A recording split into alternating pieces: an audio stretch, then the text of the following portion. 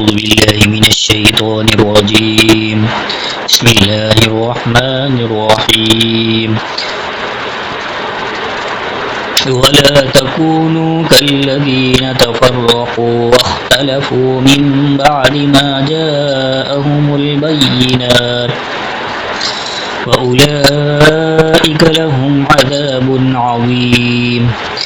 يوم تبيض وجوه وتسود وجوه، فأما الذين اسودت وجوههم أكفرتم بعد إيمانكم فذوقوا العذاب بما كنتم تكفرون.